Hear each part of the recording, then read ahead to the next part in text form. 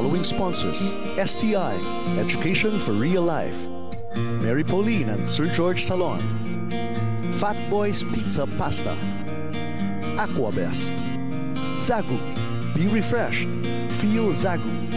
Do you want a flawless white skin? Try KB Glutathione sa KB Glowing Ka, Angel's Pizza Pasta Combo; Fernando's Bakery; Moose Gear; Zen Zest; Ultra Mega Supermarket, presyong mababa na, mas pinababa pa. At patuloy pa rin po tayo dito sa Isumbong Mo kay Sharon.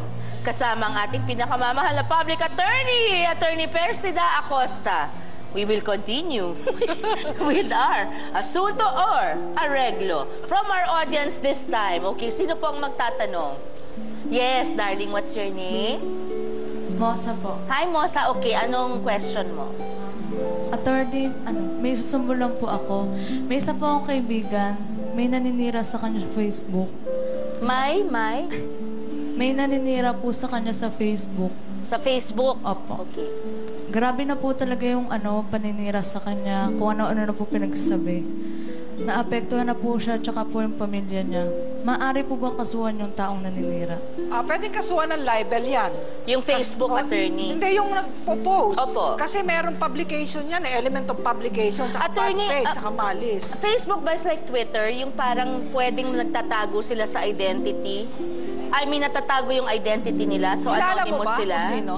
Hindi po nalalaman, hindi mo kilala kung sino ang nagpo-post. Pag hindi mo kilala kung sino, pwede ireklamo sa Facebook yan.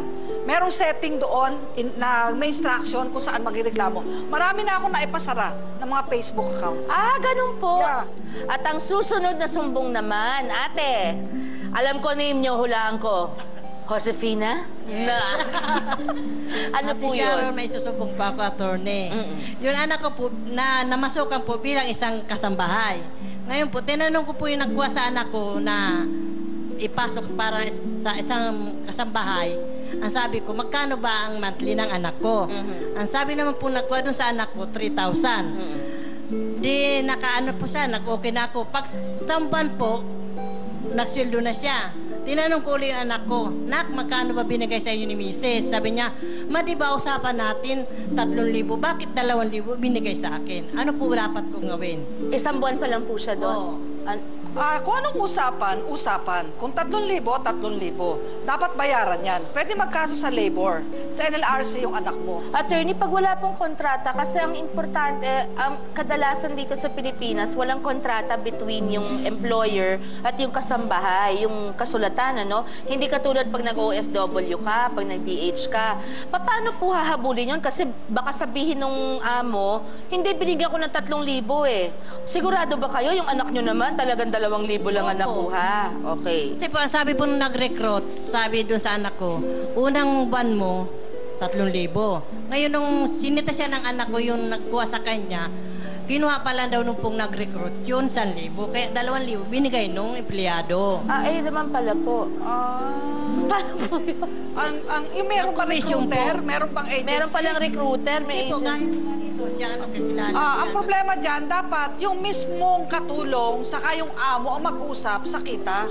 Walang middleman dapat. Dahil yung po sabi, kinuha daw po nung nagpasok sa kanya yung 1,000, kaya 2,000 na lang ang sweldo niya.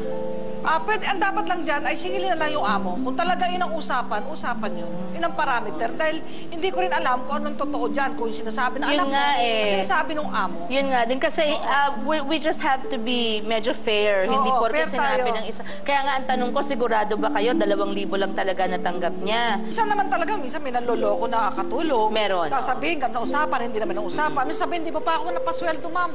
Kahit nasweldo na. Kaya kailangan ng mga amo. Voucher. Yan, meron po kami niyan. Para sigurado kang yun ang natanggap ng katulong mo at sigurado rin siyang pinirmahan niya itong natanggap ko, hindi ba? Kasi ang hirap eh. Mamaya tanggi, makakadoble sila. Right, oo. So ang aking dyan ay areglo. Okay.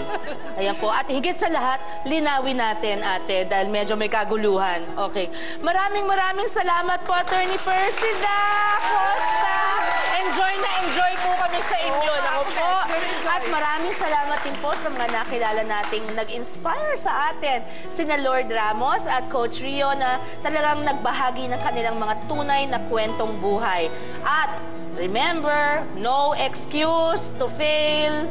Remember, nagluto ng banana Q at isaw si Lord bago umasenso, nagputol pa ng rubber shoes. Itong si Coach Rio, makatakbo lang. At si attorney, habang naglalaba, nagluluto, kung ano-anong ginagawa, ay nakapagtapos. At number 4 pa ang pagpasa sa bar. Okay? Kaya walang excuse para hindi tayo magtagumpay sa ating buhay. Salatman po sila noon, punong-puno ang puso nila ng determinasyon. Sana po, miski paano, na-inspire din namin ang determinasyon na nagtatago sa inyong dibdib. Kaya't naging tiyak sa isip nila kung anong gustong abutin, ginawa ang lahat at nagwagi. At magkita-kita po sana tayo muli. Ako po si Sharon, kasama mo lagi, kapatid. Salamat po. Sana'y di tayo magbago. Nasaan na ito ang pangarap ko? Makuha mo ba kaya ako'y hagkaradyakatin? Finally, pagpunta mo sa ospital, lumabas na. Oh. Nakita na ng TV Patrol bago ko pa makita. I am so glad you came into my life. And I will treasure and love you for the rest of my life. I will take care of you.